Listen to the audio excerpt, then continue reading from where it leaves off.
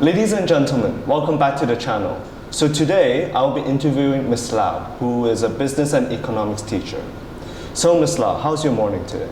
My morning was amazing. I was supposed to be teaching you year 13s, but now that you guys are done with the exams, I had a free period. So may you let the audience know a little bit about yourself? Yeah, sure. So I have been teaching for 6 years already. This is actually my 3rd year at Renaissance College, and I really love it here because not only are the staff really nice here, I also love the students. I think students, including yourself, you do really give back to the society, the community here at RC. I really like it how, even though you've graduated already, you guys always love to come back and talk with us. So that's a huge benefit, I think, of working at RC. As an economics and business teacher, why is business not only an important subject but essential for students to learn in today's society?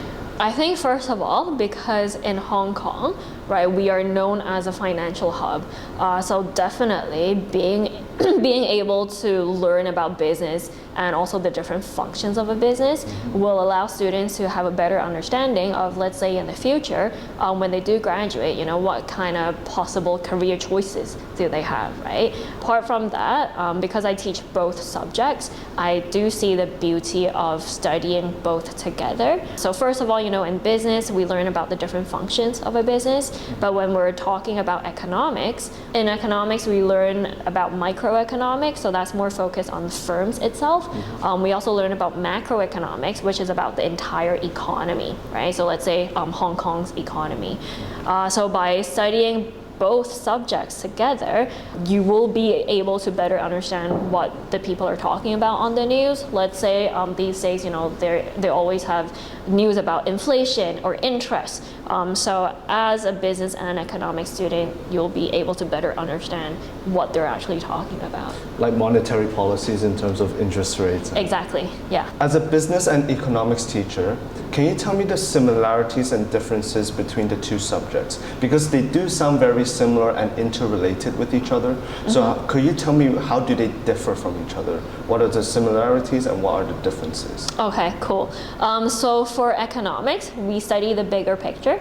So let's say we look at macroeconomics, whereby we really study how governments actually choose to utilize different kinds of policies and to influence the different macroeconomic objectives that they might have. So let's say the government might notice that inflation rates are too high. Perhaps people's incomes is not going to increase at a rate whereby they will be able to afford basic necessities. As a result, the government might choose to influence interest rates, or they might choose to influence the tax rates that people would need to be paying for in order to indirectly influence inflation. So for economics, we look at the bigger picture, mainly what the government is doing in order to influence markets. On the other hand, in business management, we look at individual businesses and how they will be deciding upon different strategies. It could be because they have been influenced by economic policies, or they could have been influenced by any technological changes. So for business management, we study more about human resource strategies, financial strategies, marketing strategies, or operational strategies. The two are interlinked in the sense that in economics, we look at the influences and how they will then change what businesses are doing. For year 11s who are about to start the diploma program, who are thinking about choosing economics or business, what advice would you give them to make a more decisive decision? Oh, that's a very good question. I would say if you are more interested in economics, you're probably more in tune with the news.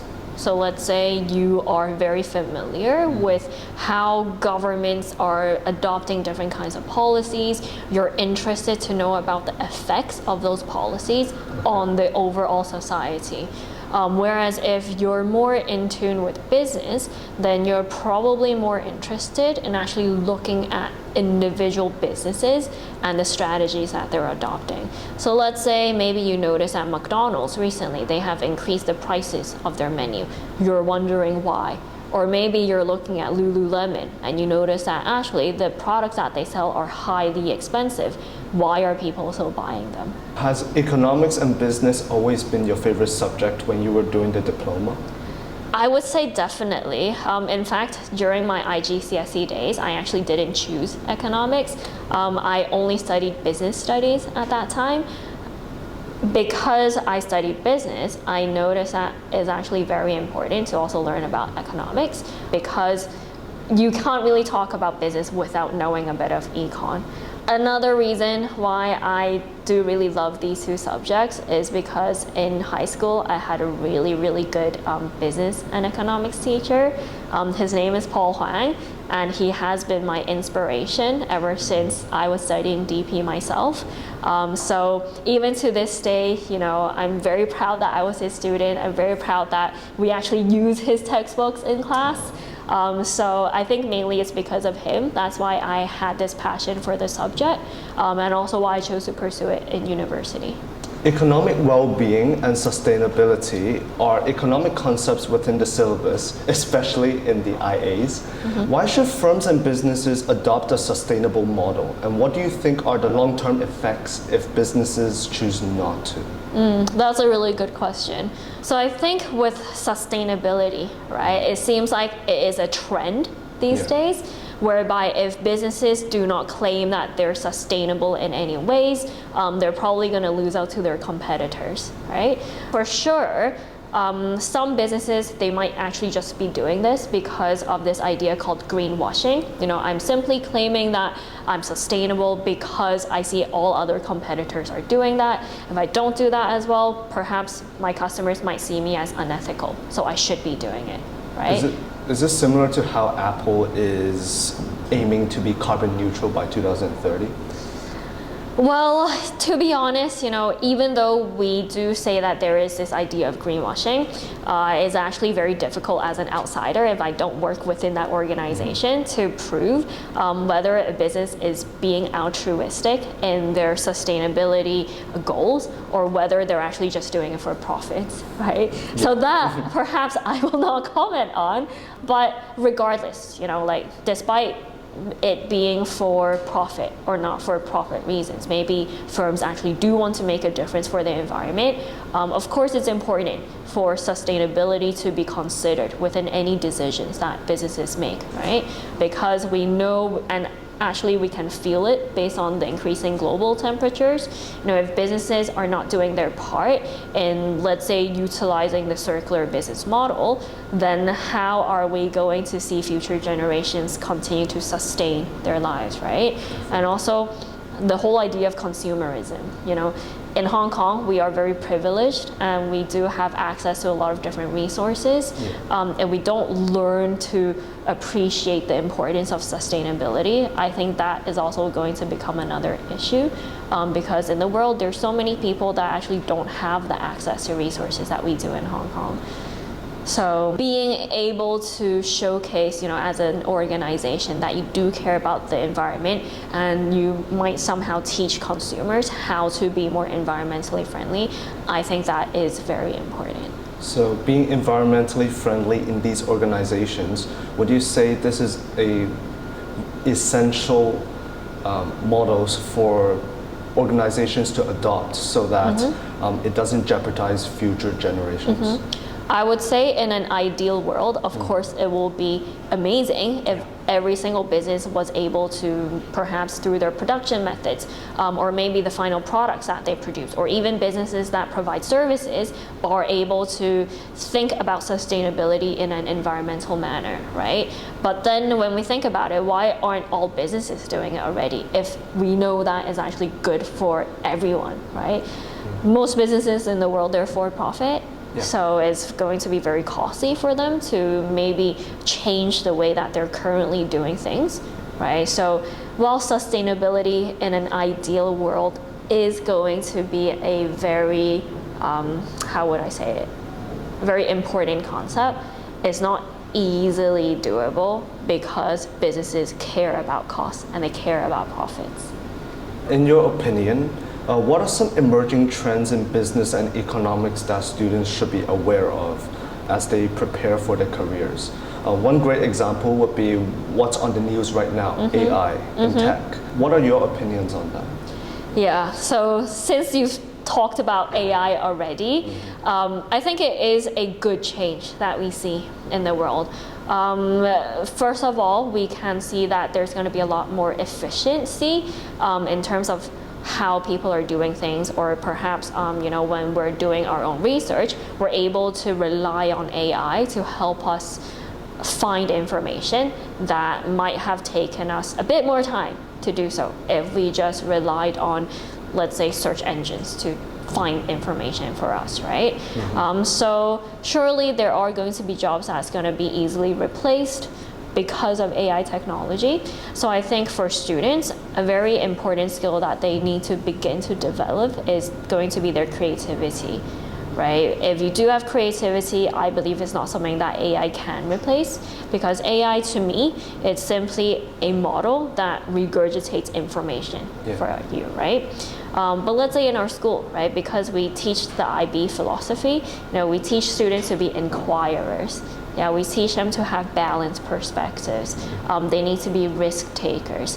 So I think through these different learning profiles that we hope students will be able to develop, we'll be able to allow them to develop a sense of creativity or even curiosity, which is something that technology hopefully will not be able to replace. Would decentralized finance and blockchain technology transform the business industry and replace more traditional business models? I think the only thing that these blockchain technologies will be replacing is going to be the payment methods. So how consumers are going to be paying for the products or services that they're using, or in a way how businesses are going to be managing their finances. So I think there's both good and bad to adopting this kind of technology. So in a way, in mainland China, these days they only really use digital payments, right? So we can think about blockchain technology as a form of digital payment, which is going to be very convenient, as consumers only need to be paying for products maybe through their mobile phones, right? At the same time, it's also going to be easy for businesses to be tracking who has paid for what, how much did people actually pay. So in terms of convenience and being able to track the money, is going to be very helpful. But then again, because this technology is not yet so developed and so mature, I think there are going to be concerns about security issues. So it could be easy for people to be hacking into these kind of systems, and then taking businesses or consumers' money that they would not know of. And then at the same time, the adoption of this technology might also take a long time. So if you think about the use of smartphones around the world, surely in developing countries, they're now just beginning to be using smartphones, right? If the country's infrastructure doesn't actually support the use of these technology as a form of payment, then I think that's going to cause more threats for businesses than opportunities.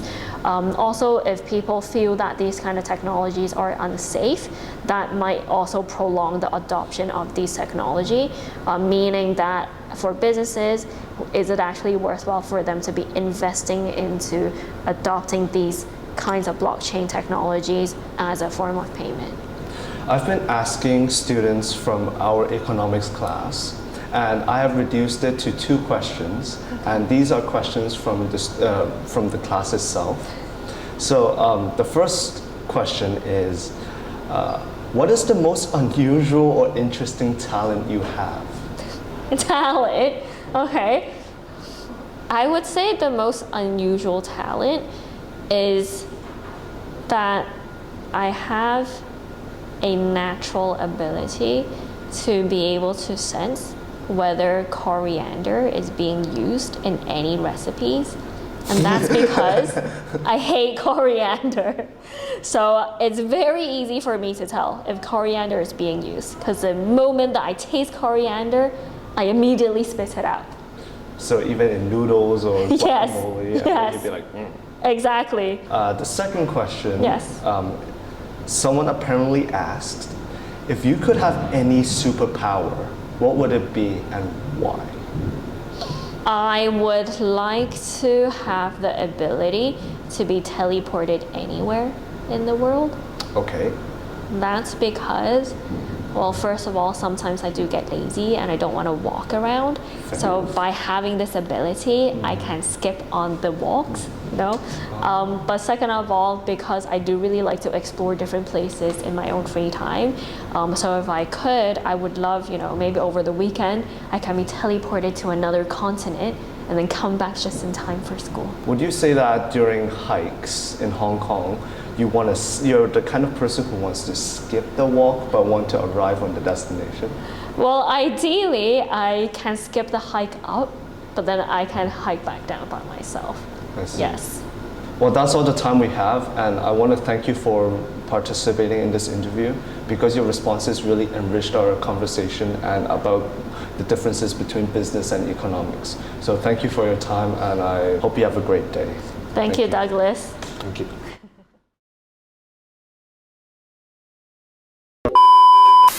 If you know me well, you will know that I love to eat, and I do love to drink coffee. So my passion outside of work is definitely finding places to explore, to eat good food. What is your favorite kind of food? My favorite food has to be Japanese food, has to be sushi. Sushi? Yes, Salmon or tuna? salmon. Green tea or oolong tea? Green tea. Tea or coffee? Coffee. Genki or sushi roll? Genki. Orange juice or apple juice? Orange. Orange or blue? Blue. Main house or Ching house? Ching house, for sure. Macroeconomics or global economics? Macroeconomics. Macro or micro? Macro. Keynesian or neoclassical? Keynesian. Business or economics? Both. Because I do love both subjects. Yeah, of and I course, think of course. they both complement each other.